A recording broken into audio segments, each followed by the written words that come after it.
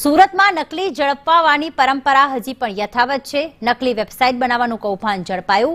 Flipkart જેવી નકલી વેબસાઇટથી કરોડોનું કૌભાંડ ઝડપવામાં આવ્યું છે। 20 કરોડથી વધુનું દેશવ્યાપી આ કૌભાંડ છે। સરથાણામાં 3 દુકાન ભાડે રાખી કૌભાંડ ચાલતું હતું। 19થી વધુ નકલી વેબસાઇટ બનાવી આચરાતી હતી ઠગાઈ। ગુજરાત બહારના લોકોને શિકાર બનાવ્યા હતા। કિચનવેરની જાહેરાત કરી નાણાં પડાવતા હતા। પોલીસે 6 શખ્સોની ધરપકડ કરી છે, જેમની પાસેથી 137 એટીએમ કાર્ડ, 98 બેંક કિટ સહિતનો મુદ્દામાલ જપ્ત કરવામાં આવ્યો।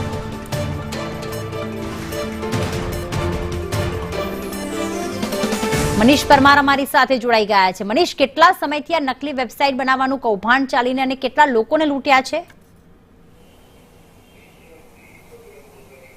જી મનીષ।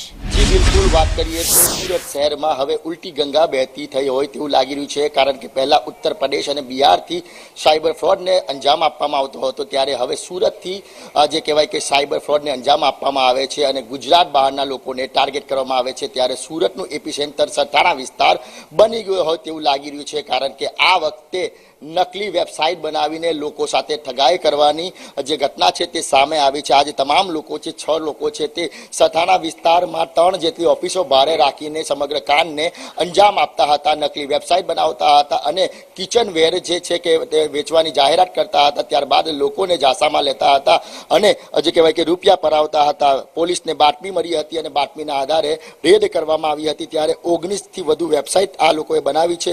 ખાસ કરીને વાત કરીએ તો ગુજરાત બહારના લોકોને પોતાનો ટાર્ગેટ કરી અને શિકાર બનાવતા હતા। 137 એટીએમ કાર્ડ સાથે 98 બેંક કિટ અને 9 QR કોડ પણ પોલીસે કબજે કરવામાં આવ્યા છે। મહત્વની વાત એ છે કે સુરત શહેરના સરથાણા વિસ્તારમાં અનેકવાર નકલી વસ્તુઓ મળી આવે છે, અનેકવાર નકલી ચીજ વસ્તુઓ, અનેકવાર જે કહેવાય કે નકલી અધિકારીઓ મળી આવે છે। ત્યારે સુરતમાં જે કહેવાય કે નકલીનું હબ બની ગયું હોય તે સરથાણા વિસ્તારમાંથી ફરીથી નકલી વેબસાઇટ બનાવવાનું રાજ્યવ્યાપી કૌભાંડ બનાવ્યું સામે આવ્યું છે, જેમાંથી 20 કરોડથી વધુનું જે કહેવાય કે આ જે કહેવાય કે કૌભાંડ આચર્યું હોય આ તમામ આરોપીની ધરપકડ કરવામાં આવી છે અને પોલીસ દ્વારા તપાસ કરવામાં આવી છે કે કેટલા સમયથી તેઓ આ ઓફિસ ભાડે રાખીને લોકોને પોતાનો શિકાર બનાવતા હતા, સાથે જ ગુજરાત બહારના કયા લોકોને પોતાનો શિકાર બનાવતા હતા, રૂપિયા ક્યાંથી આવતા હતા અને તમામ મામલે જે કહેવાય કે આનો માસ્ટર માઇન્ડ કોણ છે તે દિશામાં પણ હાલ પોલીસ દ્વારા તપાસ કરવામાં આવી છે। એટલે કહેવાય કે સુરત શહેરમાં નકલી પકડવાની પરંપરા